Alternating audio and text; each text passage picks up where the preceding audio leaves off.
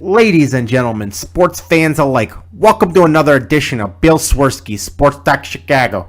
One of the couple, two, three best podcasts around. So sit back, grab yourself a cold one and a Polish sausage, park your keister in the French room, and listen to Bill Swerski, Sports Talk Chicago. In Chicago, you know that all sports rock. The Bears, Hawks, Bulls, Cubs, and Sox. Pick your favorite, you can choose. As long as the Packers lose. For everything you need to know, it's Bill Swerski, Sports Talk Chicago. Bill Swerski, Sports Talk Chicago. Hey everybody, welcome to another edition of Bill Swerski, Sports Talk Chicago. This is your hosts, Alex and Sean. On this episode, we're going to have two awesome, super awesome, best in the business guys helping us break down what happened with the Bulls in the draft. But first, I'd like to thank our sponsor, the Rockford Ice Hogs. If you're not familiar with the Rockford Ice Hogs, they're the AHL minor league affiliate of the Chicago Blackhawks. What does that mean for you? You get to see the stars of tomorrow today at family-friendly, affordable prices. Sure, COVID stole the season from us, but that shouldn't stop you from heading on over to icehogs.com, getting yourself a hat, shirt, jersey, signing up for season tickets, and more. Tell them Swerski Sports sent you. That first year was when Illinois thought they were going to they had Aaron Gordon committed, and then D Rose did like a last minute recruiting visit. So we kind of thought maybe we were going to have D Rose and Eric Gordon, and then Eric Gordon left and D Rose went to Memphis, and that did not work out. But yeah, I guess this is kind of funny. We painted our chests, me and a few other guys painted our chests D Rose. We were front row, so and then they had us go over and shake him, and I think Reggie Rose was with him too, and shake their hands. It was super awkward and also hilarious. That's awesome, man. No, my sister graduated from U of I. Oh, nice. And I was a kid. I was a little kid, but that was the first time I remember meeting Kendall Gill. Oh, nice. Because they graduated at the same time, and I don't remember anything about it. But she tells me she was like, when you saw Kendall Gill, you completely freaked out, and you were like, oh my God, that's Kendall Gill, that's Kendall. And she had no clue who that was. 'Cause my sister's super intelligent. She was at U of I when she was a teenager, 16, 17 years old. Oh, wow. So yeah, she completely brilliant young lady. And when she grabbed, I'm like, oh my God, it's Kendall Gill. She had no idea who this person was. She had no clue. I'm like, you've been in school with Kendall Gill before you had no idea who this was. She was like, no, didn't know anything about it. She had no idea that they were in the Final Four. She had no idea about anything that was going on. And I was the only one over there freaking out because I see Kendall Gill. So I'm like, she was like, yeah, I know you didn't come for me. You didn't show up to watch your sister graduate. I'm like, yeah, why would I do that? I see you every day. I was like, why would I do that? But that's Kendall Gill, for God's sake. Not to brag or anything, but I went to DePaul with Tom Kleinschmidt. Oh, Big Tom. Legend. Tom Klein was a legend. Listen, man, that dude, I remember I didn't realize that he was one of the first players, right, for me, when I saw them go to the league, and I realized, oh, man, you got to be tall to play basketball. You can't be short, because in college, he didn't look like that, right? He was killing people. I was like, man, Tom, he got a jump shot, he's going to the bucket. He'd be able to do that in the league, right? Now I realized, oh, he's short, and he can't jump. Oh, man, this is going to be a problem. This is gonna be an issue, man. But yeah, I like Tommy Kleinschmidt. Tommy Kleinschmidt, David Booth. I remember. But while I was at DePaul, true story, I was a tutor for the athletic department, and what? Wait, what? I was because I was a chemistry major, and there was a softball player who was a chemistry major as well, and they needed somebody that could tutor in PChem, and so they had to hire somebody externally, and the tutors for the athletic department paid twice as much as the tutors for anywhere else. So I got pulled in, and I went in the rotation. I started tutoring Quentin Richardson. Oh, nice. Oh, wow, man. Dude, your life is so interesting. Every time I talk to you, I learn something brand new that I'm just like, what? Every single time. You were a chemistry major and a tutor. I was, yeah. So Quentin Richardson, yeah, he was. He was big shit on campus. All 3 blocks of DePaul campus. Yeah, right. No, I'm sure he was. Wait, what? It was him, Stephen Hunter, Paul McPherson, I think was there. Who am I forgetting? Oh, Julian Williams. I remember he was on that team. And was Howard Nathan there? He wasn't there, right? Let's see. We had Jermaine Watts was there, who got in trouble for having marijuana mailed to him in his dorm room. He was a pioneer, is what you're saying. Oh man, dude, that's awesome, man. How was Q? Is he cool? Yeah, he was actually real nice. Like, I mean, I think he had if you saw him around campus, like he had this like arrogance about him, but when you actually talked to him one on one, he was real nice. Should. Yeah, well, I mean, yeah, he was, big shit there. Yeah. Well, he wasn't arrogant with you. No, not at all. He was actually real nice. Real nice. Okay. That's cool. Yeah, I can understand that kind of arrogance, man. Like that's the last time they've been in the tournament, right? I think so, yeah. Oh, yuck. Yeah. I just I asked him a lot about Moesha, so I forgot that Quentin Richardson was in Van Wilder. Oh no, that's not the actual Van Wilder. It looks like it was something else. No, I think you're right because him and Darius. No, it was. Yeah. Yeah. Right. Like at the beginning of the movie, I remember. Yep. Definitely was. Oh, I was man. gonna say I thought he was in The Perfect Score, but I think that was Darius Miles. Oh my God, we need to start a podcast called Random Thoughts. Those are the best podcasts. Yes. That just brought back some really random thoughts. I remember Van Wilder. And once Ryan Reynolds like, this guy's not gonna make it. How wrong you were. Oh, super wrong. I'm like, he's in National Lampoon movies. Get out of here. Nobody in these movies. Come on. Come on. what is he going to be in an American Pie sequel next? Oh yeah, definitely. I've And seen a lot of those. just They're so bad.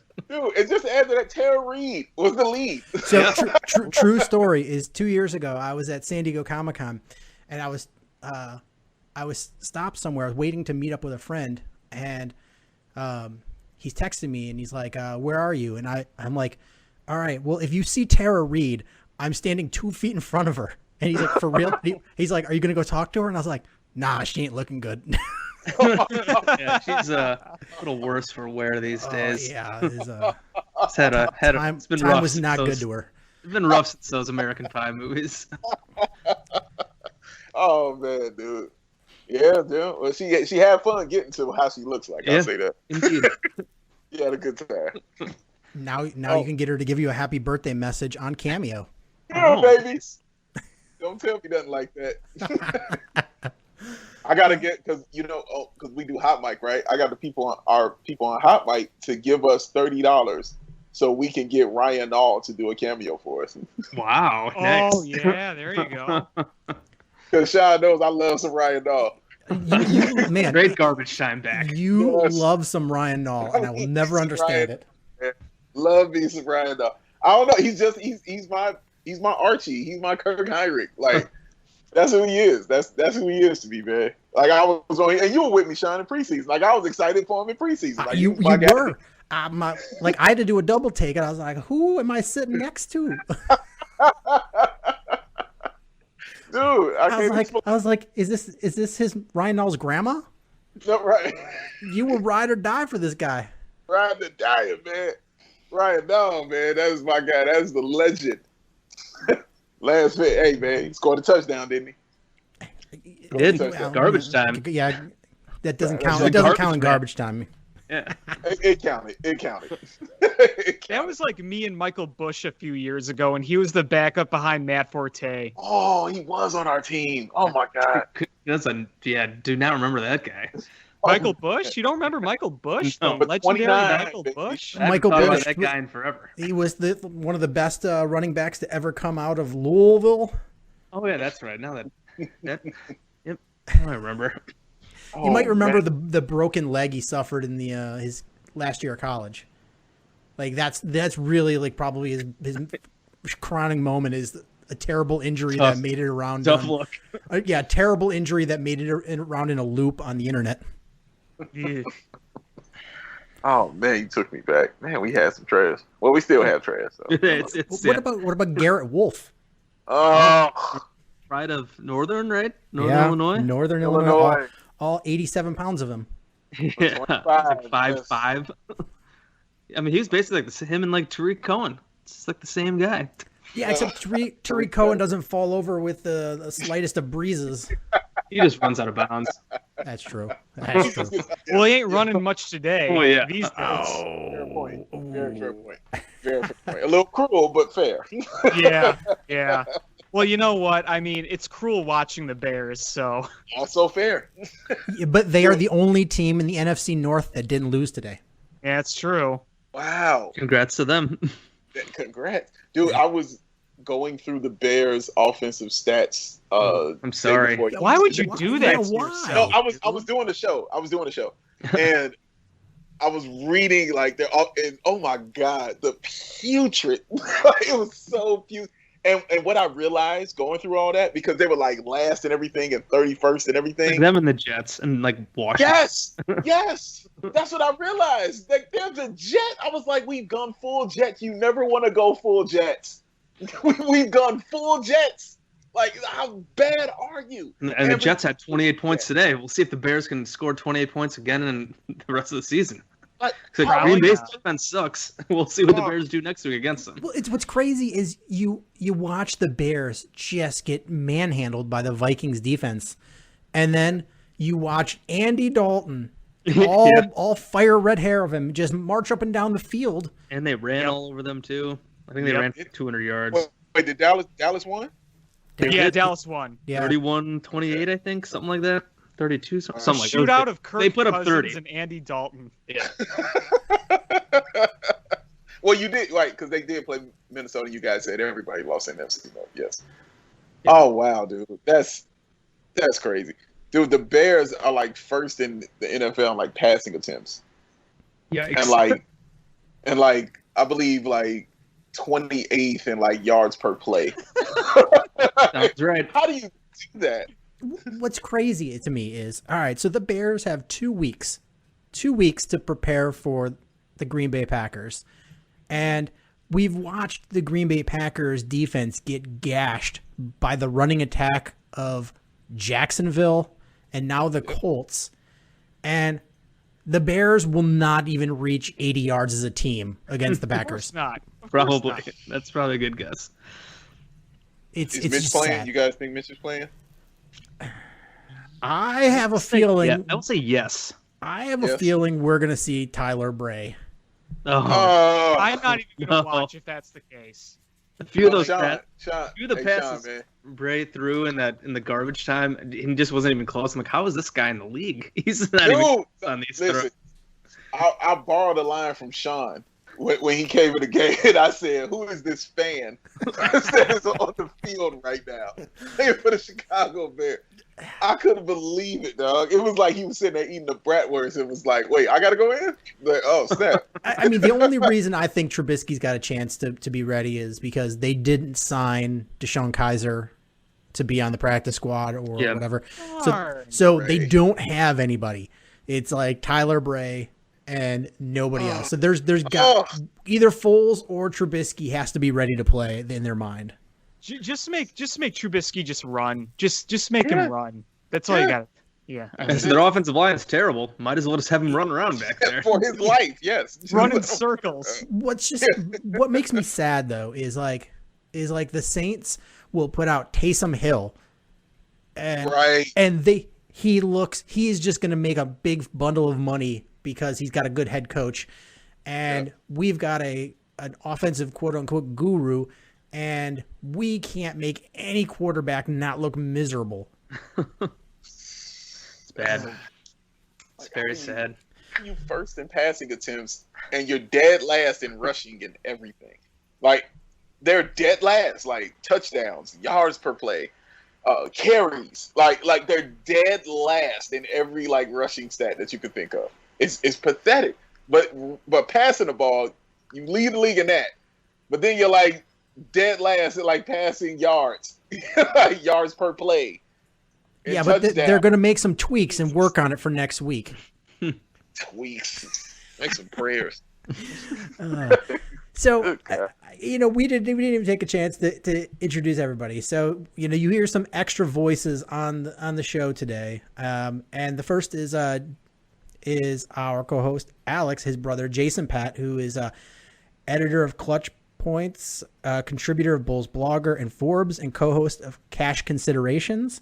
And we have Big Dave, co-host of Bawl and Bawl on Bulls, and you can hear him on Hot Mic. Also aficionado of the delicacy known as pizza. This is a fact. Fact. Thank you guys for being on the show. Thanks Thank you for having us. Sure. I mean, we just went through the NBA draft, and I think most people, at least Bulls Twitter, was quite surprised that the Bulls used the number 4 overall pick on Patrick Williams. Why were we shocked, and why shouldn't we have been shocked? I guess I'll go first here. Well, I guess you shouldn't have been shocked because the day before the draft and / the day itself, there suddenly started being a lot of buzz about Patrick Williams. Like on our podcast, Cash Considerations, we talk a lot about the draft. My co-host Ricky O'Donnell's a big draft guy. We talk nothing about Patrick Williams because we didn't think he'd go. And then that day or two, the week before, we started hearing Patrick Williams' name a ton with the Bulls. I was thinking maybe this is more smoke because the whole theme leading up to the draft was, we don't really know what AK is doing. No one really knows where he's going to go at 4. It might be Denny Avdia because AK is an international guy and he's really locked in there. So I think a lot of people were guessing about that until they have the Patrick Williams buzz really picks up, and then they end up taking him at number 4. So it was both surprising because a lot of people didn't think he would actually go that high until the very last couple days, but then again not surprising since it was kind of trending that way with some of the rumors. And I was not, since we didn't really talk about him that much, I'm not a huge draft guy. I base a lot of my stuff on what Ricky says, was he's way more locked into that stuff. So that night, that day, I was doing a lot more reading on Patrick Williams and learning about him. And I very easily talked myself into the draft pick. I know if you don't follow this stuff closely, you look up his stats: 9 points, 4 rebounds at Florida State. He was a 6th man. He never started. And you're why the hell would we take this guy number 4? You read into it a little more. I read a bunch of the smart NBA draft Twitter people, read some of their breakdowns, watched some video on it, and you kind of see why the Bulls ended up taking him just as more of an upside play. He's only 19. He's the second youngest player in the draft. He's already built a tank. He could get him on an NBA weight room, and he'll add even more weight to that. He's got a little offensive game that they didn't really show at Florida State, so if he can get some of the dribbling, and the passing and playmaking, that kind of stuff, and he can get it if his jumper comes around. He didn't shoot that well at Florida State. It was 32%, but I think it seems like there's confidence there that he can shoot better. He did he played some point guard in high school, so I think they're kind of hoping that kind of unlocks in the NBA. And then the defensive versatility, like I said, he's 6'8", 230 right now. He's pretty athletic. He can protect the rim. He's not the quickest guarding on the perimeter, but you can just taking it all together. He's a very unique prospect, very young. They clearly think they can mold him and develop him like that. So after looking at it closer, you can see why they took a chance on this guy number 4. And with where the Bulls are at, you might as well take a chance on a guy number 4 instead of going for maybe a safer guy like Denny or somebody like that. So I totally get it. I don't think it's a home run pick, but I understand why they did it and why they took the chance, and maybe we'll actually see some player development from the Bulls. Yeah, I completely agree with everything you just said, Jason. I felt the same way in the beginning. When we heard this was going on, and you kind of heard his name. The first time we heard it was from Casey Johnson. Yep. And when he said it, everybody was like, "What? What are you talking about? This is crazy." And nothing coming out, like you said, nothing coming out of the camp. Everything was just hush hush. Everything was locked in, and you were just you were resigned to the fact that you weren't going to hear anything, and whatever they say is what you're going to just go with. You're not going to go with any rumors. You're not going to go with any, outside noise or anything like that. Whatever AK and Mark Eversley say, that is exactly what we're going to be resigned to. So the fact that something like that got out kind of threw people a little bit because, we were a little shocked by that. And then just hearing the name Patrick Williams, and nobody had absolutely no idea who this person was. You're like, who is this player? I don't know who this human being is, including myself. I was like, who is this? I don't know who Patrick Williams is. So I paid no attention to it because everything, all my faith and trust is in AK and Mark Eversley, and they don't like to say anything. So I didn't put any stock into it. Now, when it happened, I was like, okay, cool, we got him, because whoever they got, I was going to be fine with. I had no problem with whoever they picked. Absolutely no problem. There were players I definitely looked at who I thought were good. I thought Denny could play. I thought LaMelo Ball is good. And I'm looking at those guys. I'm like, yeah, those guys can play. Those guys are good. Will they trade up? Will they trade down? Whatever. It didn't really matter to me. But whoever they got, whatever they did, I was going to be completely fine with.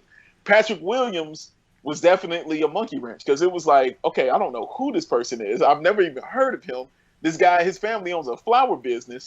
I don't know what's going on right now. Like, it's usually, and I'm gonna say this usually before I get into his game. Usually, when the first thing they show about a player has nothing to do with basketball, usually it's not good. Not a great. And the first thing, the first thing they showed about him was, hey, his family's owned a flower shop for 13 years.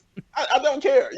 Like, hey, I made like $80 a day, delivering flowers. What does that have to do with basketball? That has nothing to do with basketball, sir. But the more we got into it, and the more tape you watch, because I'm sure you got, like Jason, I'm sure you watched a bunch of tape on him, like I did. After you watched all this tape on him and this video on him, you were like, okay, this dude can play basketball. Because not only was he a six man, he was six man of the year in the ACC. Like, that's saying something, because it's the ACC. Yep. And it wasn't until that video came out this weekend where I was like, oh snap, this dude might be something really, really mean. And the video, and I'm sure you all have seen it, of the pickup games he was running with Spencer Dinwiddie. Trae Young was there. Mm-hmm. I believe his name slips my mind, but the big center plays in Portland now. He's playing in Miami. Got caught with the gun in his car, golden gun in his car. Completely forget. Hassan Whiteside. Oh, yeah. Hassan Whiteside. Yeah, Hassan Whiteside. When I saw him playing with those players, and the biggest compliment I could give him is I forgot that he was a rookie. I forgot that he's 19 years old. I just thought he was an NBA player. Just sitting there watching him play, I'm like, he looks who like is one. this dude? Yeah, I'm like, well, who is this person? He was so skilled, and he was doing things in that pickup game that you really, like, as far as IQ wise, you can't really teach. You just kind of got to know. And what I liked about him, he knew himself. And that stuff is rare, when you're seeing certain players. Like, he knew who he was, and he knew what he could do on the floor. He understood angles. He understood penetration. He understood when to explode to the bucket. The IQ was off the charts when I was sitting there watching him, and it got me super excited. And I immediately started saying, okay, bet we can start clearing out trash off our team now, because I got this dude here. So I'm excited about him after watching the video on him. Of course, it's a pickup game, and I have no problem with people saying it's just a pickup game. You shouldn't get too high on it. I completely understand that. But the IQ was off the charts, and I'm a big basketball IQ person. And when I saw that, like, it was very visual, his IQ. So I'm very excited about it. I'm just saying is some people could say, yeah, it's just a pickup game. But I guarantee if I'm in that pickup game, you can point out and be like, that guy is never going to be in the NBA ever. Wow, really? You really a stretch? But Maybe just a bit. Maybe just a bit of a stretch. I started. I mean, I knew I got skills, but I started looking at this guy. I didn't know anything about him. I don't watch a ton of college basketball, and then with no tournament, I really didn't watch much basketball. So I was unaware that he was a person. It's off my radar. But so I know there's differences in the distances, but I was reading that if you go for all of his high school career and his college career combined, he's a 42% 3-point shooter. So I'm like, I like that. I like the defense he played. Like, that's going to be nice early on, actually having somebody on this team that can play some defense on the wing.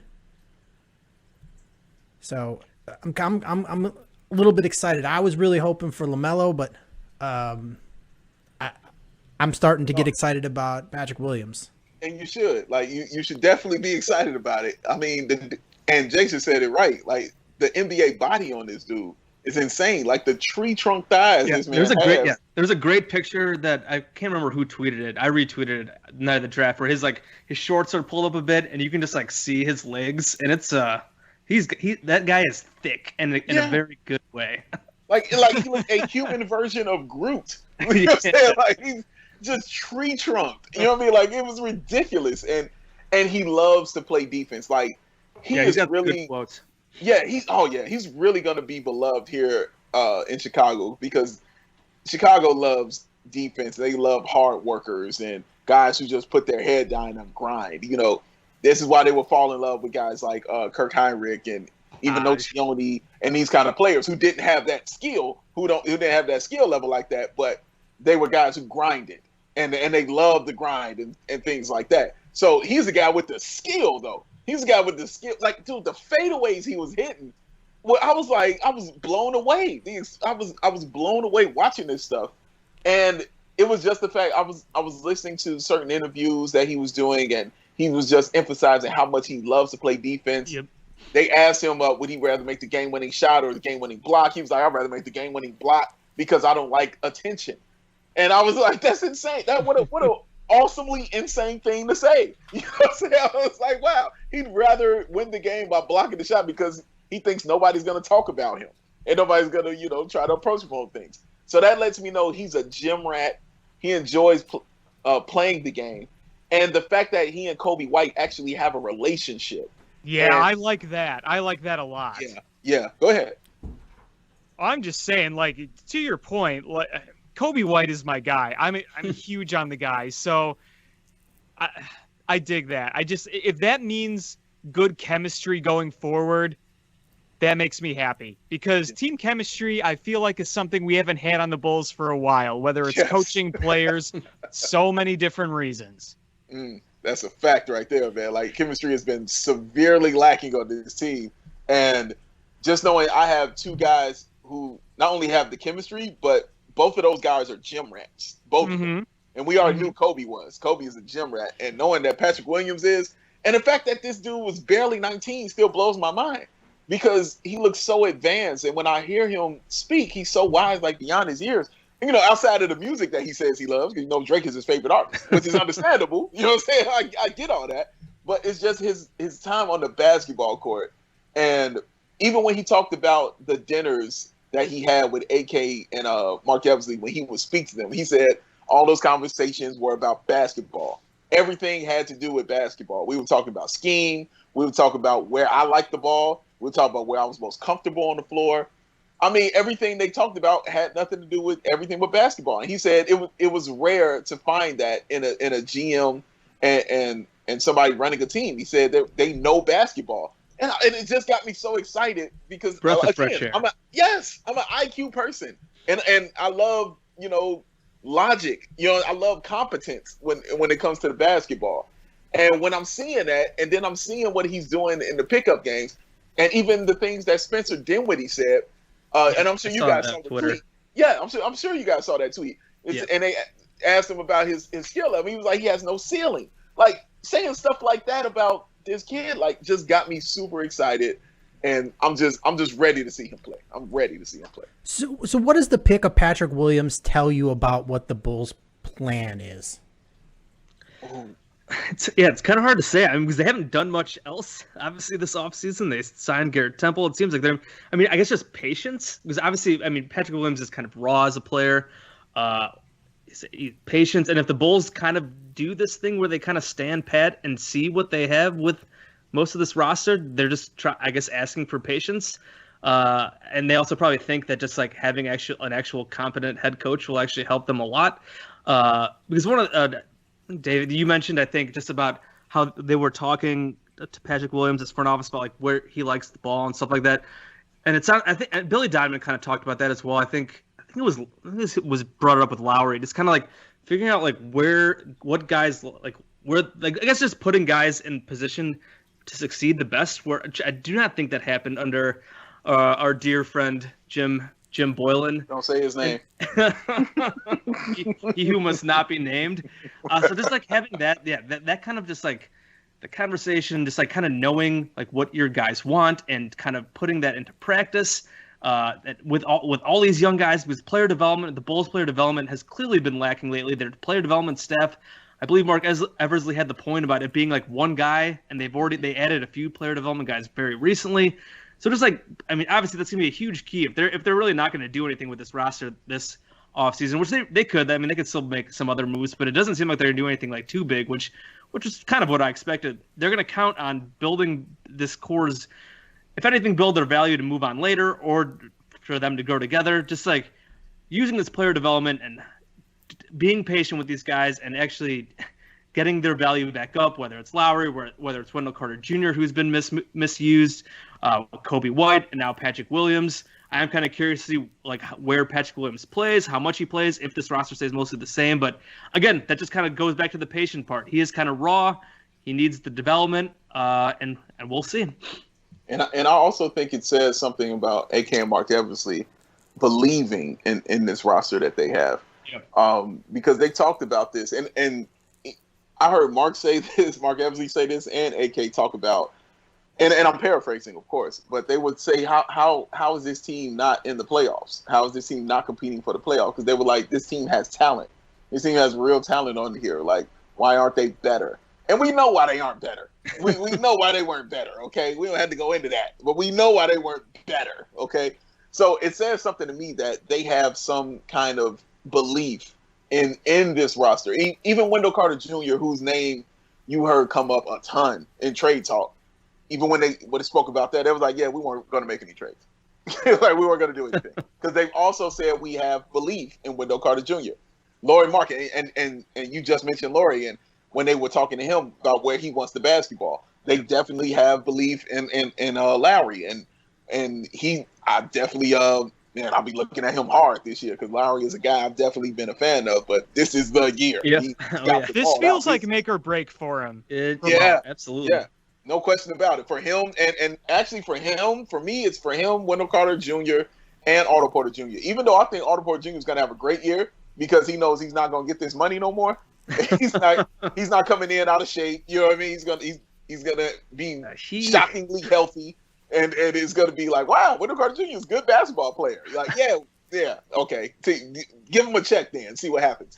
Otto was definitely looking a little puffy when he came back. Oh my God! Like, I was so mad. Jay, I can't tell you how angry I was that nobody was talking about this. I was screaming about it. Because Bulls fans were right, and rightfully so, were getting hard on Jabari Parker when he came in here out of shape, and rightfully so. You give a man $20 million, you come in out of shape, yeah, get on him, get all on him. Otto Porter Jr. walked in here eating a bratwurst with the sauerkraut on it, and they named him team captain, and he barely was averaging like 10 points a game. He didn't do anything, and I ain't seen nothing said about him. And I'm like, what? Why is anybody mad about this? He's the second highest paid player in Chicago. Khalil Mack is the only person making more money than him.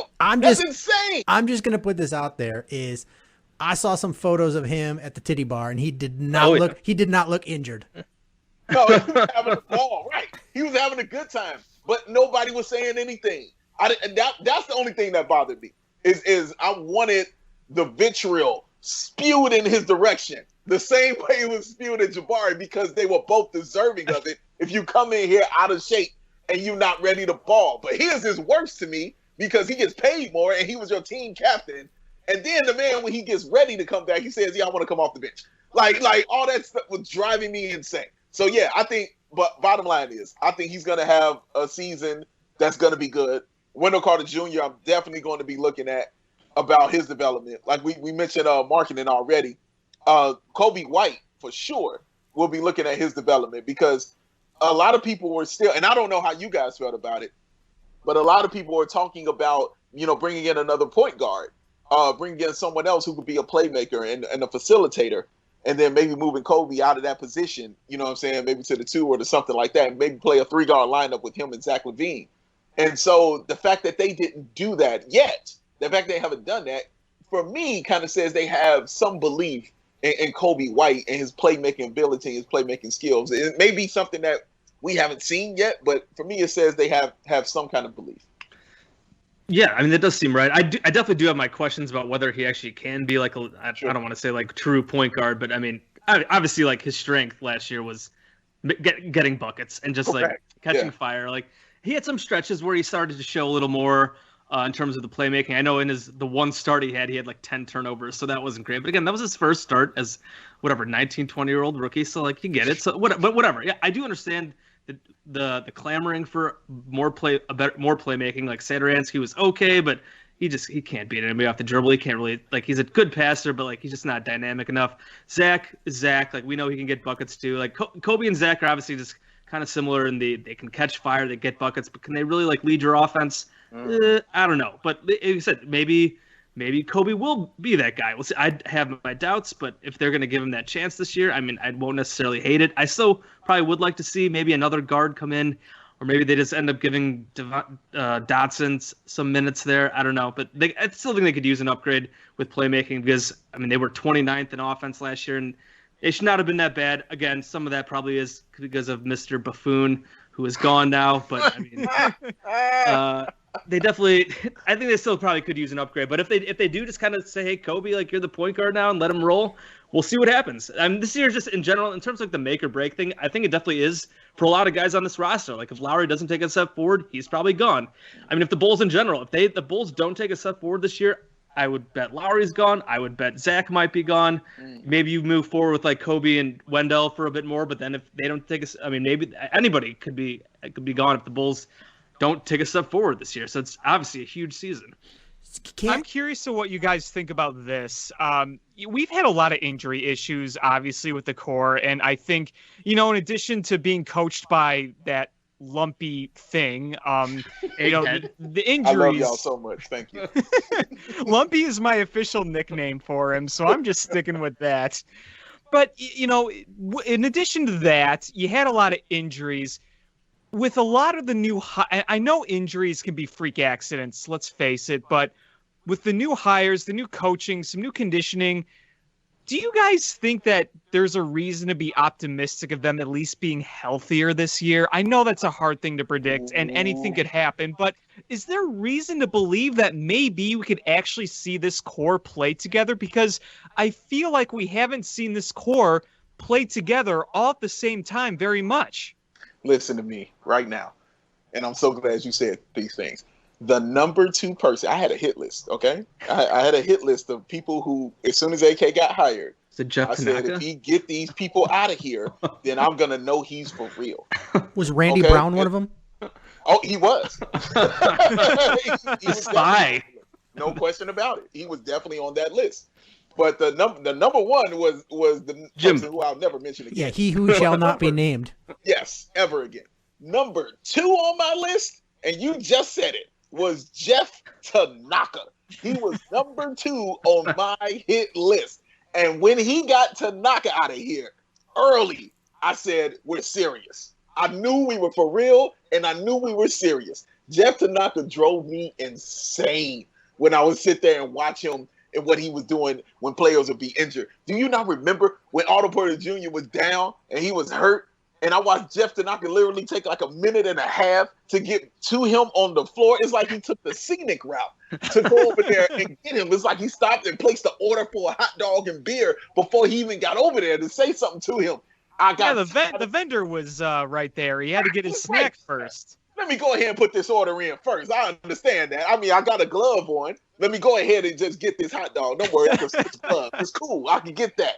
But I was so upset when I would see how the treatment of those players is happening as far as medically. And I hated his sweater vest.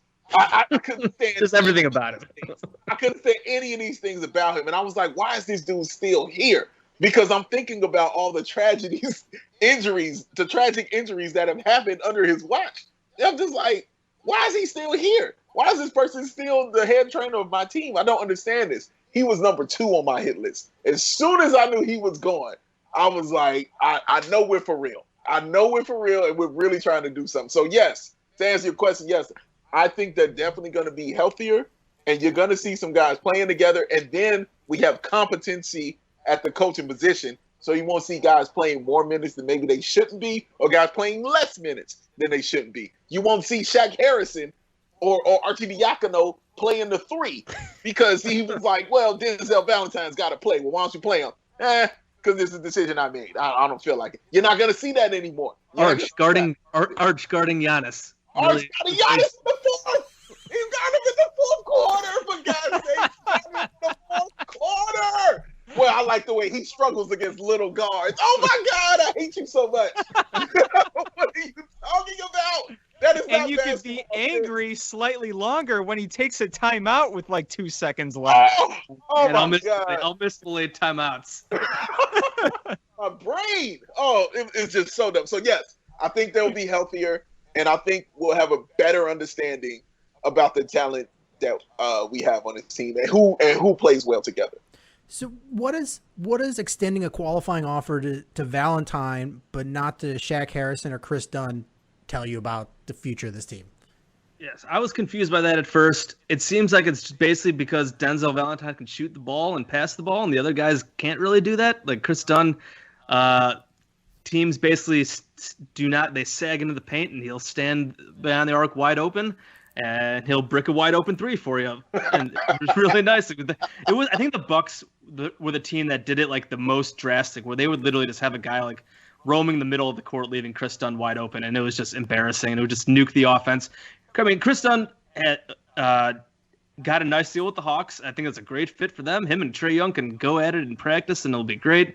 They needed the defense. I thought maybe his defense, which was legitimately awesome for the Bulls this last year. I've never been a Chris Dunn guy, but when he actually just focused on defense and did that, and he was elite at defense, I thought maybe that they'd keep him around on this qualifying offer. It was $7 million.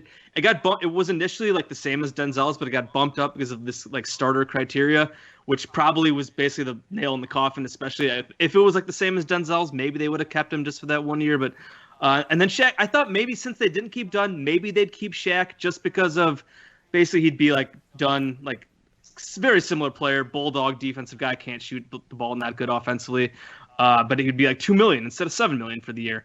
But basically, he can't shoot either, can't really play offense. The Bulls need to be a lot better on offense, so they did not extend the qualifying offer for either guy, and they did Denzel. I think Denzel is not good.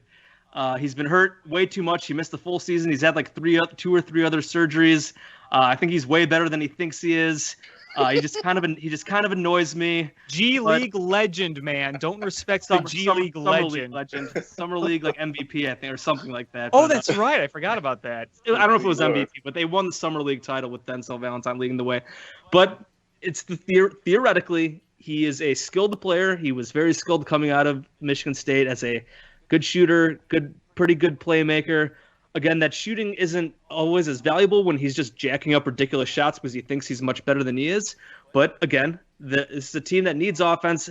Even though I'm not a big fan of him, I never understood why he did not get at least a little more playing time last year under Bald Man. They clearly just hated it. Jimbo clearly hated him. Didn't play him. When he did play him, I mean, he's never really gotten a rhythm. So I honestly would have been fine just not giving a qualifying offer to any of them and then just kind of rolling over the end of the roster. I still would like to see them roll over the end of the roster because there's just, I mean, obviously Felicia's trash, Luke Cornett's trash.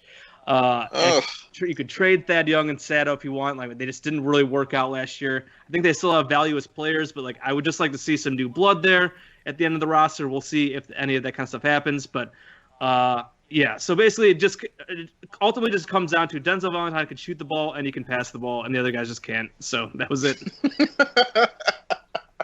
Yo, that's accurate right there. It's weird with Denzel because I think I'm on the fence with him because everything you're saying, I can't really argue against anything you're saying.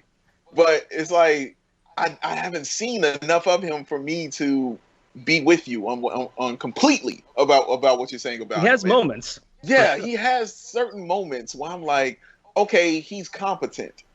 Okay, he's smart, and oh my God, he's as slow as molasses. He can't jump, which is insane to me. Yeah, how can't you jump? You're 6'8" and you can't dunk? Like, that's insane to me. He has a new ankle, and he has like no knees. Yeah, right. Like, that's insane. And I laughed when you said he thinks he's better than he thinks he is, because honestly, the first thing I thought of was his rap career. Like that was the first thing that crossed my mind. Like, yeah, you're right. He thinks he's better. He thinks he is on both sides, and I'm interested to see how he is used by Billy Donovan. Is he going to use him more as a facilitator? Because he's got skills as a facilitator. Yep. He's got skills as a passer. Last year, I thought he was their best. He was at least one of their two best as far as facilitating was concerned. I thought he was one of their two best as far as finding who was open, as far as finding open man, things like that. But I want to know how they use him because on the defensive side, like it's not even worth talking about. Like he's not going to do that. Can't move. can't on the offensive end, right? But on the offensive end, he could definitely shoot the three. He could definitely pass the ball, and he definitely has some kind of basketball IQ. So where is he going to fit in as far as Billy Donovan is concerned in his kind of offense, in his kind of offensive scheme? Is he going to play in spurts? Does he see him more as a two? Like those kind of questions I can't wait to see be answered because you're not going to pay a guy that even though I'm not saying $4 million in basketball terms is a colossal amount of money, right? That's still a commitment to a basketball player. Like you're still saying I want you on my team, and you're young enough to do something, so you have some value that I like about you. So I want to know. I'm interested to see what they value about Denzel Valentine, and but again, he's going to be another one of those guys that is on that list of guys we're looking at, and the excuses are gone. So we're going to find out if he's as good as C. Red Fred thinks he is or not. It's his boy. Yes, my man. Yes, he loves it. Bro, from day one. Yeah. Day one, man. I'm like, boy, I hope you find you somebody in your life as much as he loves Denzel Valentine. You're going to be together forever. It was one of his failed prophecies. One of his many failed prophecies was with Denzel Valentine. So the Bulls signed Devin Dotson to a two-way deal, undrafted player. A lot of people called him the best undrafted player available. A lot of people said that they expected him to be a high second-round pick. Does he have an opportunity to make this squad, and is he tall enough to make a difference? I don't know if he'll make the team. Obviously, they have 15 guaranteed contracts right now, plus him and then Adam Makoka. Sounds like he'll probably be back with the other two-way. But, I mean, again, there will be injuries. And you talked about hopefully there are less injuries, but there will probably be injuries. Or, I mean, if they move some of the roster, turn at the end, get rid of some of the bums at the end of the roster, I'd be happy to give Dotson a chance. I mean, he was great college player. He's born in Chicago, so Chicago guy, even though I know he grew up in Charlotte, I think. But I mean, there's just a point guard. Like if they don't grab another point guard, or whatever, like a veteran guard or some kind of upgrade in the backcourt, maybe you give this guy a chance. Like I wouldn't hate it at all. Like I'm not like a huge draft guy, so I'm like not super familiar with this game. I just know that he was a really good college player. He went to Kansas.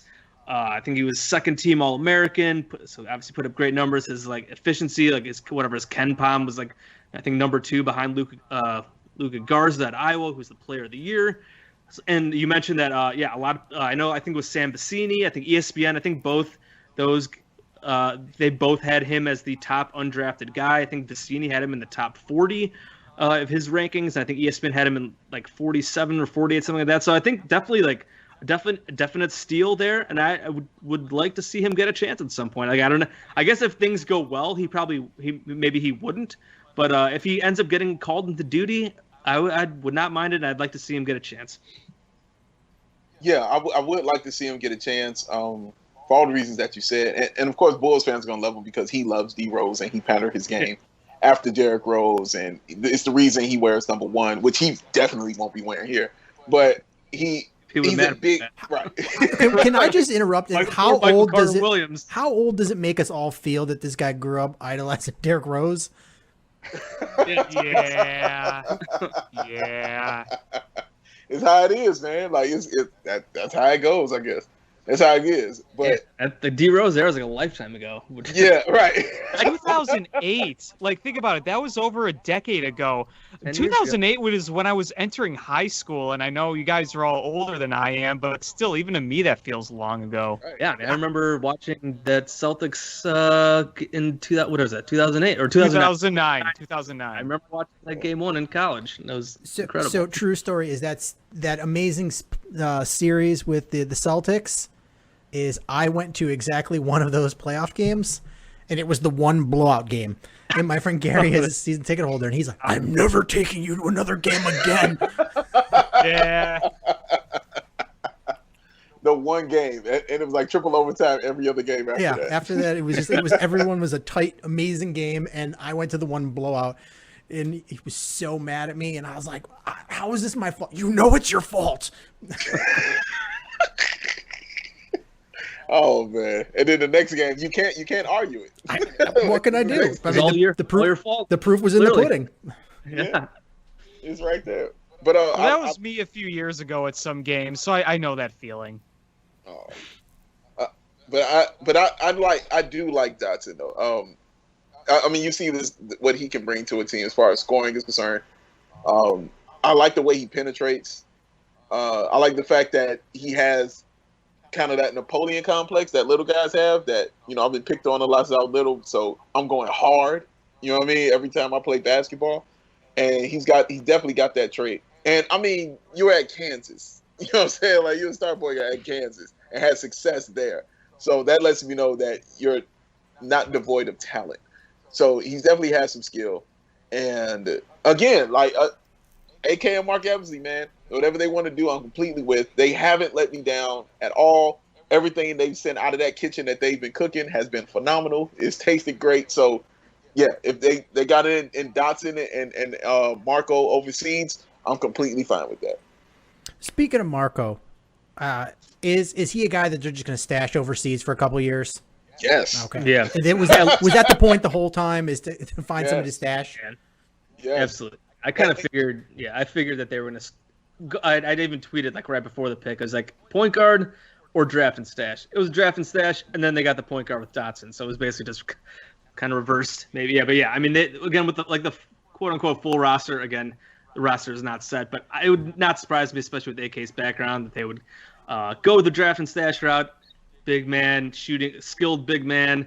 I think he played at the same place that Jokic did. Obviously, everyone made the Jokic jokes because Jokic was picked 41st, and again, just the European guy and playing, I think, with the same European team. And I think this guy's from Montenegro, and obviously Jokic is from Serbia, so basically a very similar area. Obviously, you make the Jokic jokes. Nobody should be expecting Marco, I don't even know how to say his last name, Simonovic, whatever it is, to be Nikola Jokic. But maybe, I mean, who knows? It's worth a shot, whatever. A few years down the line, he comes over. I don't know if he'll be waiting on him like we were on Nico. RIP to Nico's NBA career, even though he's back over in Europe now. But I remember waiting for him for so many years and being so excited, and then it just ended up being disappointing. But Punch in the Nico. face.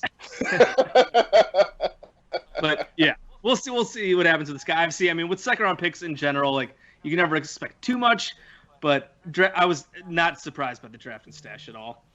Yeah, and I'll just say this real quickly. The one thing I just thought was totally awesome was when they asked AK, was he a stash? Immediately, he was like, yes. yeah, we're stashing him. That's it. It wasn't we like what we saw. He's got good hands. He's got good eyes. Good ears and stuff like that. And maybe we'll stash him. Maybe we'll give him a shot. We don't know yet. We'll figure it out. It wasn't insulting. He didn't insult you. Are you stashing him? Yeah, we stashing him. That's it. Yeah. And we're moving on. I just thought that was amazing. Yep, brutal honesty. I love it. So what role we just gave $5 million to Garrett Temple. What's his role in this team? Veteran. Great. Yeah, veteran leader. He's a VP of the NBPA, so that's great. Apparently, a lot of guys do legitimately love him. Wow, I didn't know that. Wow. Yeah, Wow, I didn't know that either. Yeah, well, he's one of many VPs. There's it's kind of weird. There's the president, which is Chris Paul or whatever, and then there's like a bunch of VPs, but still, that's leadership position in the in the players' union. And a lot of guys legitimately do like him. I think there was that quote going around from Bradley Beal who said like he was his favorite teammate ever. A lot of young guys. So this is like it's so easy to just be like, oh, he's a veteran, so he's gonna bring veteran leadership. That's super easy to say. Like we said it about Thad Young last year, and then Thad Young ended up getting mad and wanted to leave. So like I don't know how much leading he was doing as a veteran. It seems like Garrett Temple is like legitimately super liked everywhere he goes, and this is his 10th team, by the way. Like definition of a journeyman guy. So like he's been around the block. He's been with a lot of teams, played with a lot of different guys, and it seems like everyone loves him. So like legit veteran leadership here. I don't know like how much we should expect from him like in terms of playing. He is whatever 34, right? 33, 34. Again, he's been around the block. He had like career high numbers with the Nets this year, but like that was literally just because he played a lot. His shooting percentages were not good. I think he was like 37% overall, like 32% from three. So like, I think you're just hoping he's the Bull. We know the Bulls needed wing depth because between Otto and like Chandler Hutchison and Denzel, like guys who are super hurt, who are hurt all the time. So like, you can't really necessarily count on those guys. Again, as we mentioned before, hopefully that won't be the case as much this year. But with guys who have that kind of history, I mean, I can't really say like they're definitely not going to miss time. So like wing depth, maybe like maybe 15-minute per game role as you mentioned. Veteran leadership. Hopefully those shooting percentages come up since he's playing less. So again, when you're signing a 34-year-old guy for $5 million who's been on 10 teams, like you really shouldn't expect that much. But if you can help with the chemistry, help with the leadership, keep the team together and stuff like that, and then give maybe a little bit on the court, maybe a little 3-and-D stuff again in like 15 minutes per game, you'll take that from this signing. Oh, no question about it. When it happened, when they got Garrett Temple, one of the first things I did was I contacted Sarah Kustok, and I wanted to know her opinion on it, like how she felt about him, and everything you just said that we were saying as far as him being a veteran, as far as him being invaluable, in the locker room. She was very high on him for that, and she said he truly makes like an organization better. And that kind of stood out to me. Just that little thing. Like nothing she said to me early on had anything to do with his play on the court.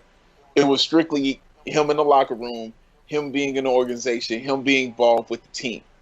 So that makes complete sense now that he's a vice president of MVPA. Like that makes complete sense about what you were just saying. But yeah, she was very high on him as far as that. But then she also said, he would have stretches where he couldn't hit a shot. And but he would then have stretches where he would be really good on the defensive end, and I believe he's a career 34% shooter. Yeah, average basically. Yeah, if I'm not, average guy hitting a three. So he's exactly what you think he is. Whatever you think he is, he's that. But he's here to be a teammate. He's here to be what they said Thad Young was going to be for this team. That veteran. That'll teach guys, professionalism and show them, how to do certain things, how to move and stuff like that. He's going to be that kind of player for the Chicago Bulls. So I don't expect to see him on the court a lot, but when you do, I don't expect him to see him mess anything up when he's out there. Well, a nice locker room presence will be much welcomed. I mean, how many locker rooms have we had the past few years, which have been just toxic beyond belief? Right. Obviously, you can look at the coaching. You can look at a number of factors with that. But I feel like for the first time in a long time, I'm actually confident about the culture around the Bulls, that it's actually truly turning for the better.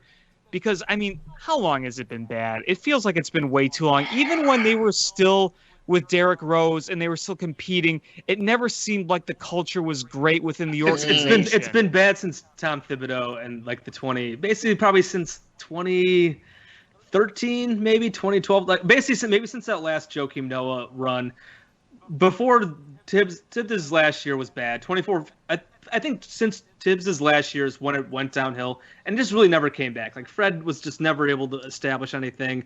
Obviously Jimbo was awful, and then with his front office, and then it just kind of also obviously goes even higher than that, because I mean Paxson was probably mostly checked out, and he's just kind of a meatball. Him and Jimbo were like two peas in a pod, and everybody hated Gar Forman. I mean, it was amazing. Obviously, this is like looking back, but like I mean, I feel like everyone around the league hates Gar Forman. Just like that, we know what Jimmy Butler's like agent thought about Gar Forman, that he was a snake. He called him out. I know Joe Cowley whatever you think of Joe Galli. Like, he's written tons of stuff about how people around the organization and around the league hated Gar Forman. So just like getting those guys out and getting more professionalism in with AK and Eversley and Billy Donovan now. And AK and Eversley have talked about making this players first and listening to what they want to say and taking into what they want into account. Just, it seems like a much healthier general or organizational culture for sure. And that's, again, breath of fresh air is something that I just keep thinking about. But here's a philosophical question about it. Is if Garrett Temple is indeed providing this veteran leadership and you have more camaraderie in the locker room and Randy Brown is not there to report it up the ladder, how would you know? Yo, and you know, and just to add on to the point you just said, I think it goes back even further. I think it starts like with the Tim Floyd era, and like from that era on, there was nothing but problems. There was success, of course. There was success. They had success in the draft. They had success on the court, Eastern Conference Finals, all those things. But from that Tim Floyd era on down, it has always been not right. You know, the vibe has not been cool. You know, it's not been right. From him to Scott Skiles to Pete Myers to Bill Cartwright, you know, to Vinny Del Negro, to on down and on down the line. I think you could probably say that Thibs and like the guys they had might have helped cover that. Some of that, because obviously they all bought in. Winning changes that, right? They all bought in the time. They all played super hard, and you had an MVP with Derek, so that kind of covered it up. And then once all his injury problems happened, then that kind of started to erode a bit. And then it obviously, once the front office was feuding with Tom, it just kind of blew it off right again. Yeah, it did. Well, yeah, I mean, Dave, to your point, look at some of the successful Chicago teams going back the past 20 years, the ones that have gone on runs, that have won championships. Look at the Cubs in 2016. Look at the White Sox right now, the way they're growing. Last year under Rick Renteria. Look at the Blackhawks those years. The culture within those teams always seemed better than at any level the Bulls were. It's one of those things where if you just watched it and you followed the team, you can just tell that it like you said, it never felt quite right. And like to Jason's point, when they were winning in 2011, 2012, and Derrick Rose was MVP in 2011, and a lot of that was masked by the fact that they were good, they were playing hard, but even so, it's like you never felt like the culture was truly where it should be, and I feel like we're finally going in a direction now. I remember listening to Billy Donovan do an interview on 670 The Score right after he was hired, and he was just telling the listeners about the vision that Arturas has. When is the last time somebody came to the Bulls and said, I love their vision, that's why I want to come here? It's been a long time. Couldn't really tell you. Yeah, exactly. It's been a long time since something like that has happened, and I've never been one to just completely bash Garpax, even though they're completely deserving of all of that. I'm not mad at that, but I mean, you have to call it what it is. Yeah. I'm not one to be to turn a blind eye to a fact. And if you know what you're seeing, and it's okay for me. I didn't mind the bad vibe because I'm like, if you're winning, you don't have to like it. You don't have to be friends with everybody. There are plenty of examples of teams in every kind of organization in every kind of sport you could think of that are terrible organizations or people don't get along, whatever, but you still win. Because that's what I was just about. I was like, okay, are we winning? Is everything winning? Like, it wasn't like the Bulls when we had Mike Jordan, you know what I'm saying, and Scottie Pippen. That organization wasn't great. Right, yep. You know what I'm saying? Like, Last Dance, we saw that. We saw it on the last night, of course. Like, it wasn't like great things were happening within. Everybody wasn't in love with each other, but we were winning. So that's what I always leaned on. And that's when it became a problem. When you're not winning, that stuff matters. Yep. That stuff kind of matters, and you're like, okay, something has to change. Something we have to get new in here. But this right here, and you guys said it perfectly, a breath of fresh air. From the moment AK walked in here, it was a breath of fresh air.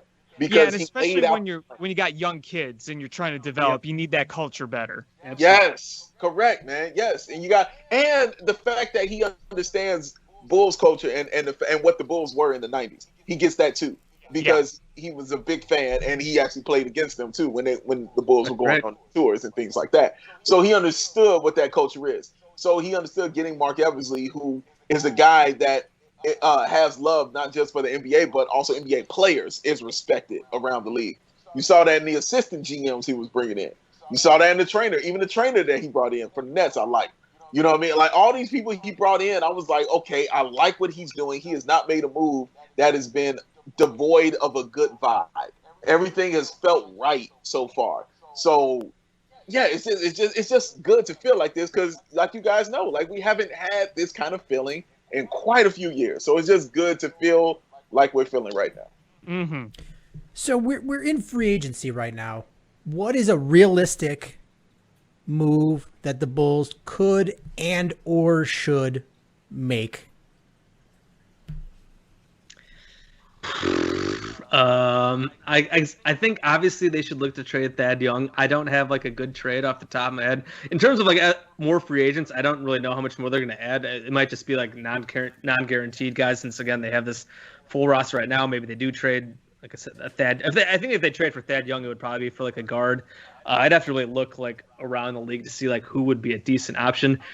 One thing I was pushing recently was maybe they could try to get Monty Morris from the Nuggets, but I think the Nuggets are going to keep him because they just guaranteed his contract, and I think they're trying to sign him to an extension. But that would have been interesting. But I think it's that I just don't see how you kind of go into the if Lowry's going to be here, you just drafted Patrick Williams, you have Otto back. You have Hutchinson. So like I just don't know how you're going to keep that on this roster. I mean, maybe you do it and then try to trade him at the deadline, but like he was unhappy last year with his minutes. Like I don't see like how he's going to be happy this year. If you're playing Lowry, you want to get Patrick Williams on the court. I don't know how he actually like Thad's going to be happy with what are you giving him 15 to 20 minutes a game. I mean, maybe you play him more, but then I just don't see how those minutes are going to go around. So I feel like you look to trade him. Maybe again, there's some of these other bums at the end of the roster. I would gladly dump them. I would waive with Felicio. I know he's a problem because he makes like $8 million, whatever. Like eat it somehow. I'm not totally sure if they'd have to stretch that contract out. If they did, it's like $2 million for the next 3 years. Like whatever, you can do that. Cap space is overrated at this point, anyways. Like if you're worried about Felicio's contract with like next summer, don't.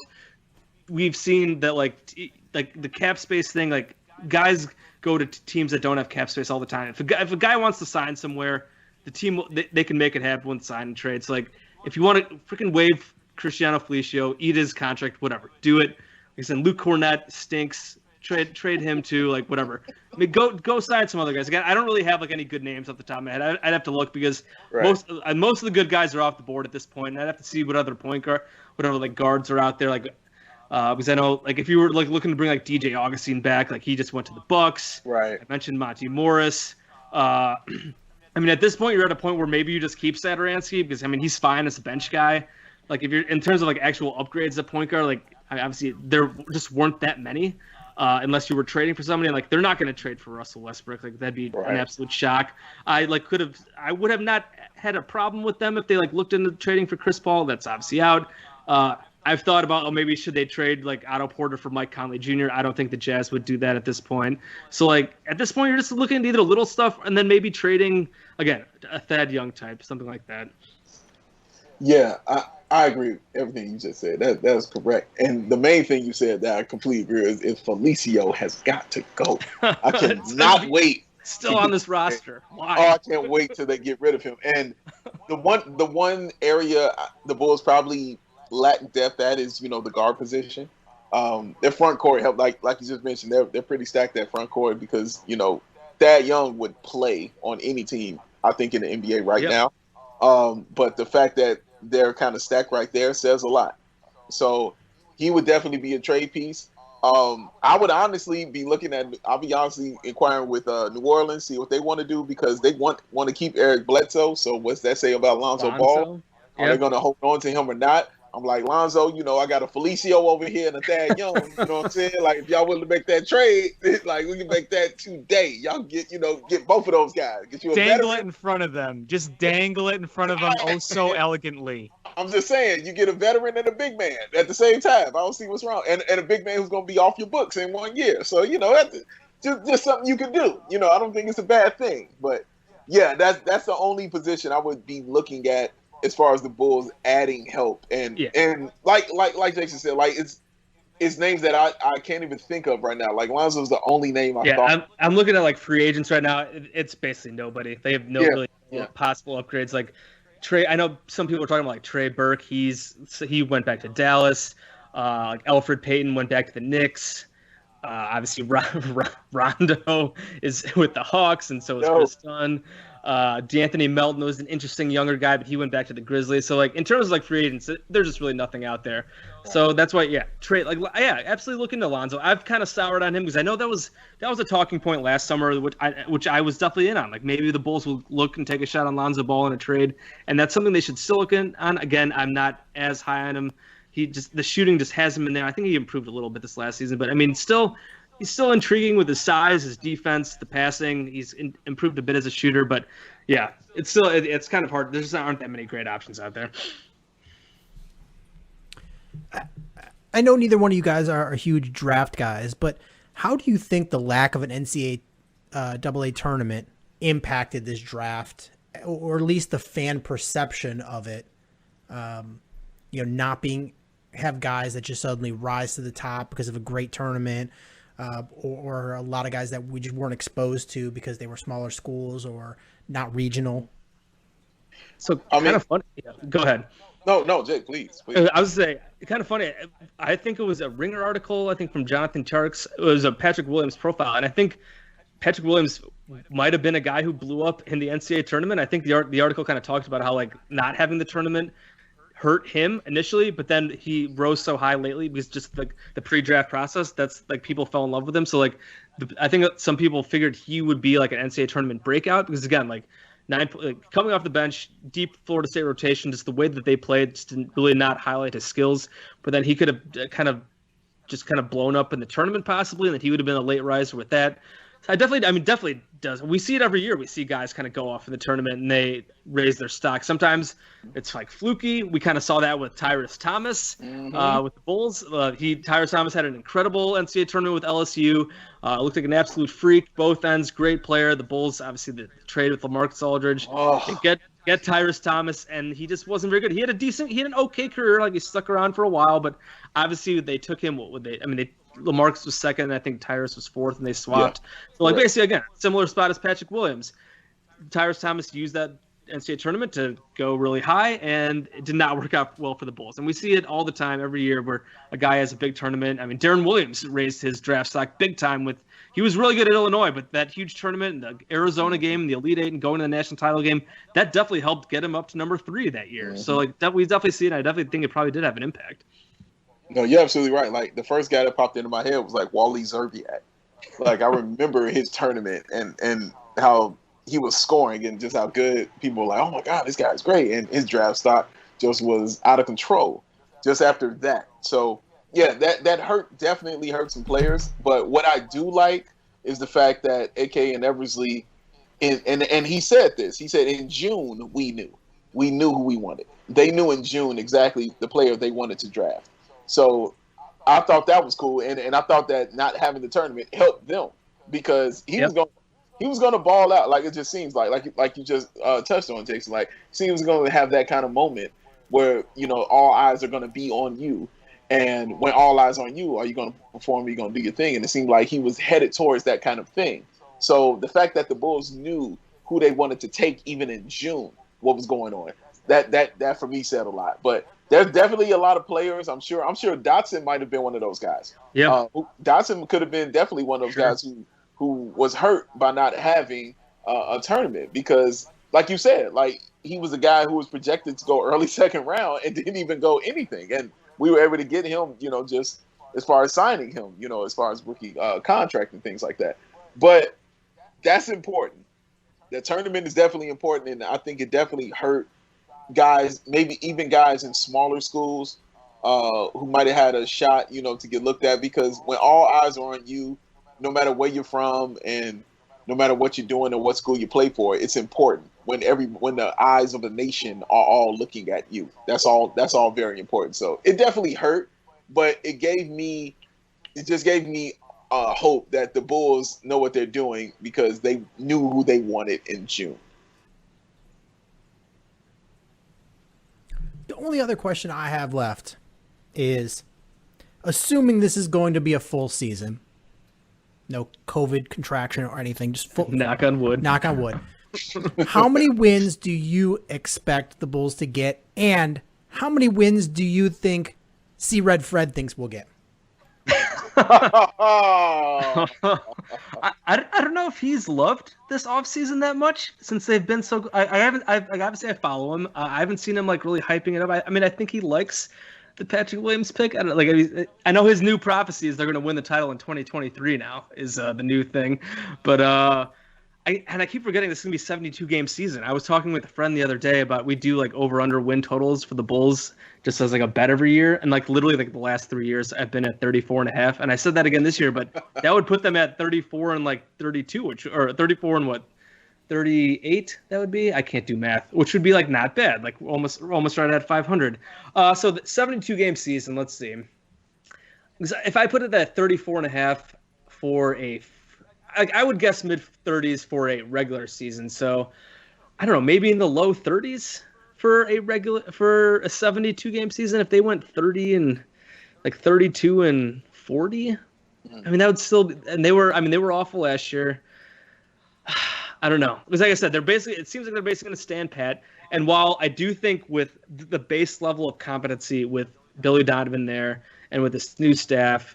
That they should definitely be better than they were. I don't want to say that like everything was our guy Jimbo's fault. Like obviously there's still flaws on this team with this young core. So yeah, I would say probably in the low 30s, like 32, 33, and that would put them like 32 and 40, 33 and 39, something like that. Which I think again with the play-in stuff now, like you only have to get the 10 seed, and like if you look at the East. There are plenty of teams that are still crap. Obviously, the Hawks are probably going to take a big step forward. The Hornets now with Hayward and that ridiculous contract are interesting, at least, with him and LaMelo and stuff like that. But, like, the Cavs are going to be awful. The Knicks are going to be awful. The Pistons are going to be awful. And the Wizards, we'll see if they trade John Wall and what they do end up doing with Beal. Like, they could be bad again. So, like, the Bulls, at least I would say they should at least be competing for at least that play-in tournament, I would hope. If they don't, that's another disaster unless they get lucky and end up getting Cade Cunningham in 2021 draft. Yeah. Playoffs. I'm going to just say it. I want the Bulls going to the playoffs, and for these reasons. One, and everything you just mentioned is logical, super logical for real. And even talking, because people are very high on the Hawks. And people are like, man, the Hawks are going to be good this year. They're going to do their thing. It's the same thing they told me last year about the Hawks. I don't think they'll be good. I think they'll be in position to be like one of the last seeds. Good is, I mean, their defense is still so shitty. Like I don't think Chris Dunn isn't going to turn them around. Like Gallo, as like good as he is, like he's not going to help their defense that much. But I know they have Capella, which is nice, and you add like Rondo and Dunn to your bench. You add. They might add Bogdanovich. We'll see what the Kings do there, and then with Gallinari, like they should be they'll be a really fun team. They're pretty talented, but they're not going to be good. I totally agree with that. They'll be a team probably in a similar area as the Bulls. Like I would probably put them a little above the Bulls right now, but definitely not that much better. Yeah, not that much better at all. And even how horrible the Bulls were last year, they were still better than the Hawks. Right, yeah. Like, and that's what people seem to forget. Like, they were still better than them. Like, and the Hawks were the up-and-coming team. Everybody loved them. They were the darlings. They were like, yeah, these teams, they got an all-star starter, for God's sakes, on their team. And they still were worse than the Chicago Bulls. Like, that's saying a lot to me. Second thing is, Billy Donovan has never not made the playoffs. Like I've never seen a year where he hasn't gone to the playoffs. And even you can say he had that talent. Of course, he had Russell Westbrook. Of course, he had Kevin Durant, and you say all those things. But you can even look at last year when they had a 0.2% chance of making the playoffs in the West, and they still were like a 5 or 6 seed.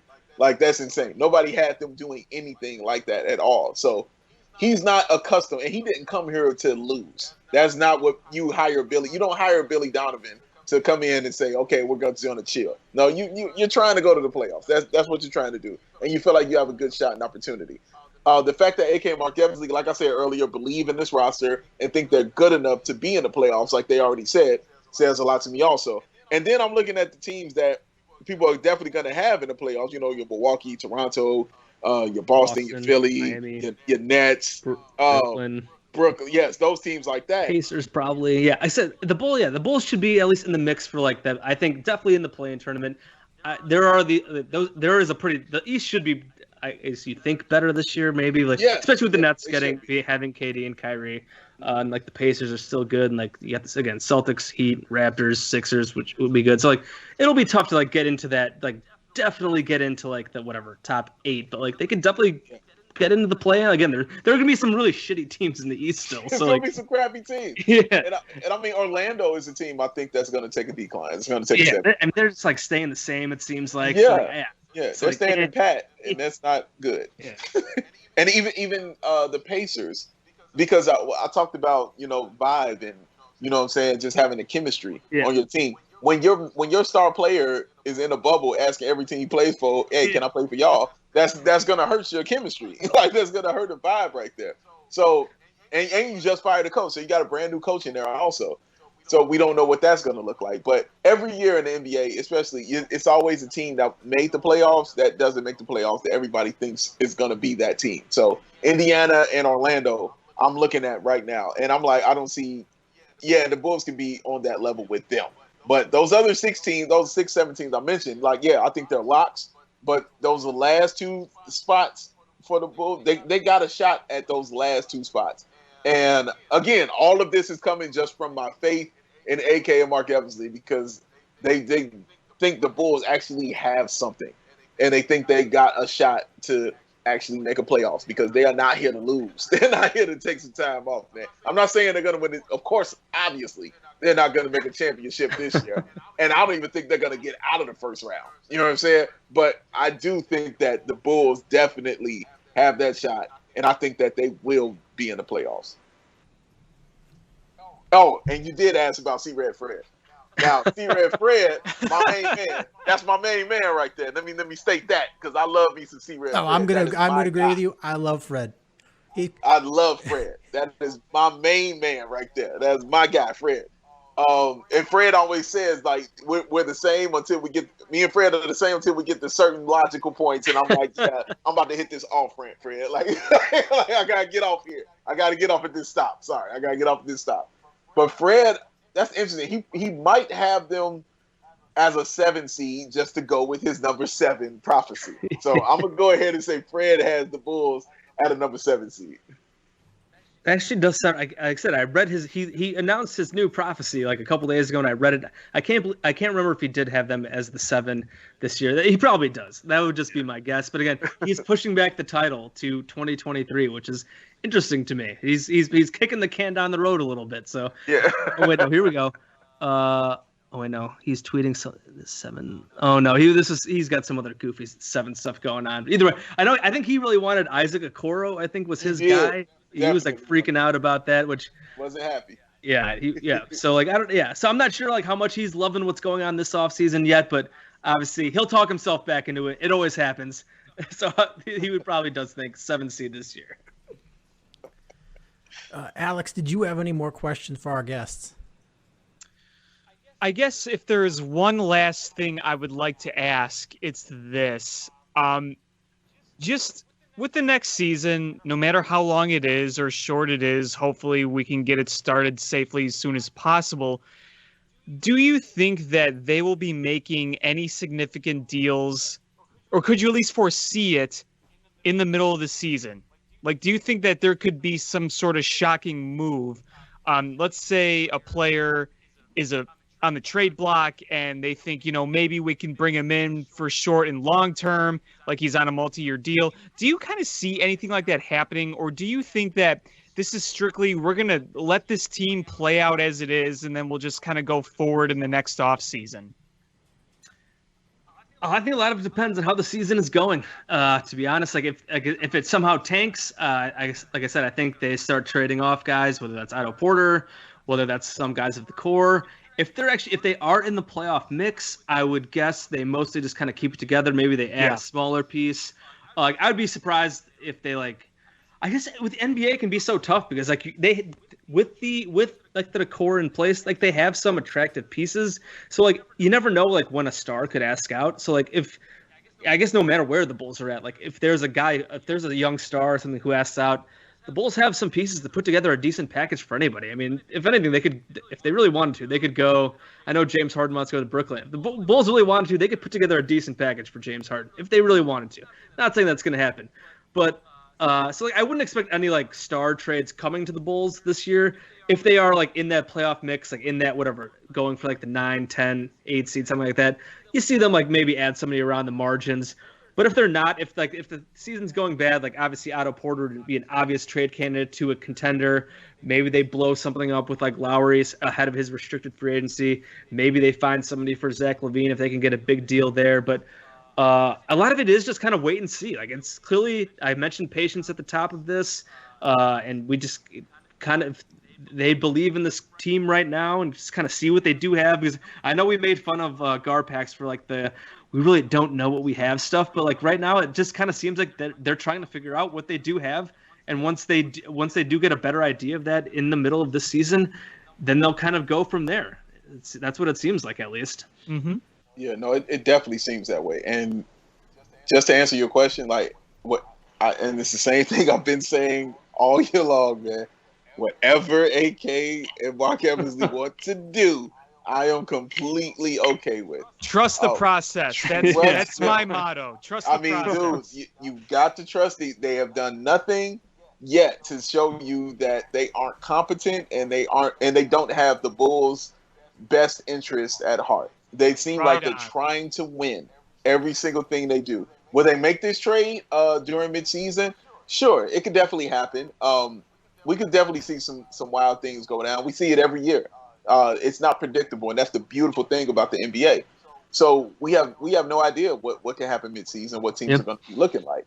But whatever they say and whatever they decide to do, I'm completely cool with. And the fact that Billy Donovan is involved with this partnership too, I'm completely cool with that too. However they want to do it, I'm completely all right with. So yeah, I'm all in, guys. I'm all on board. In the most anti-Big Dave thing I saw, I was reading through Bulls Twitter today, and there's a faction of Bulls Twitter that has gone full Philadelphia fan and calling AK and Mark Eversley Garpax 2.0. Why? Because they're not doing anything this yet? Is that why? I don't know. I think they didn't like the Patrick Williams pick, and they haven't signed somebody big or blown it up. That has been just hilarious to me, because I'm like, man, dude, they don't like Patrick Williams. Oh, that's a terrible pick. Oh, okay, why? Do you know Patrick Williams? No. Like most of these people probably have like no idea this draft. Like I was kind of with you. Like I was tweeting this before they made their pick. Like there's really not much they could do in this draft where I'd be like, oh my god, this sucks. Right. If they would have traded Wendell and 4 for 2 and picked James Wiseman, I would have been a bit confused by that. I would have been like, that doesn't really make much sense to me. But like staying at 4, like they could have taken literally anybody, and I would have been like, okay, fine. I'll put myself into it. Like if they would have taken Denny, if they would have taken Killian Hayes, they would have taken Isaac Okoro. Like I would have talked myself into any of these guys. Like there's in this draft especially, like there's just like seems like just such marginal differences between like all these guys. Like how do you even get worked about it?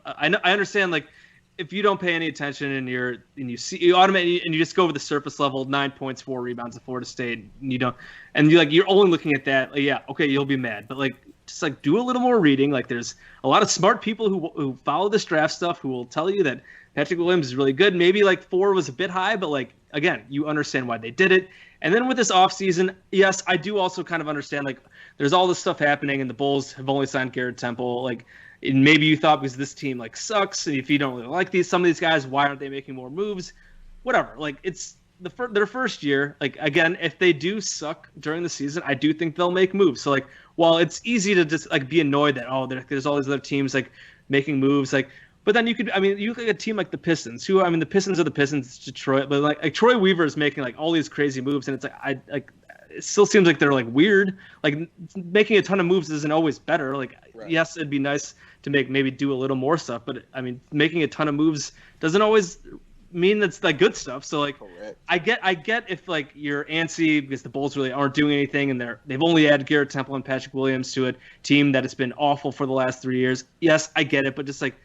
Again, patience. Like I think if things continue to go poorly this season, they'll start making bigger changes, and there'll be bigger changes on the horizon. So just just you got to take it easy for at least a little bit. Again, as you said, you trust what they're doing here. They seem like they know what they're doing. Give them a chance before just completely like writing them off.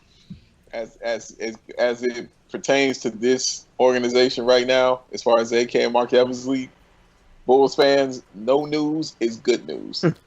I've never So seen just this chill. guy play, but I'm mad. Right. I hate this man. I can't believe they drafted him. You ever seen him? No. But I'm like, I don't need to see him to be mad. Right. Just relax. Classic meatball Chicago fans. I mean, classic. I get it. It's sauce. They're always there. I love them. It's fun. It can be funny to listen to and read. You're right. You're absolutely right. Yeah, Dave, you say trust the process, and I was saying going into the draft, because a lot of my friends like to ask me, hey, what do you think of the draft? What do you think of the Bulls? How do you think of this? How do you think of that? I mean, my basic response is just, look, if Arturas Karnisovas, sees talent and takes a guy and stands by it, I'm going to stand by it too. Yep. Dave, you put it perfectly. He has done nothing yet to earn my distrust. Right. Like, I have this guy's, he's got my attention, and I trust everything he's doing right now.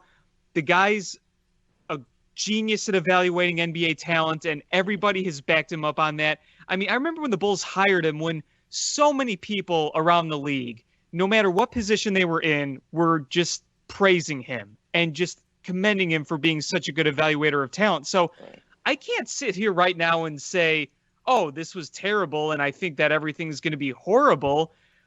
And, these things take time. I mean, like Jay said, patience.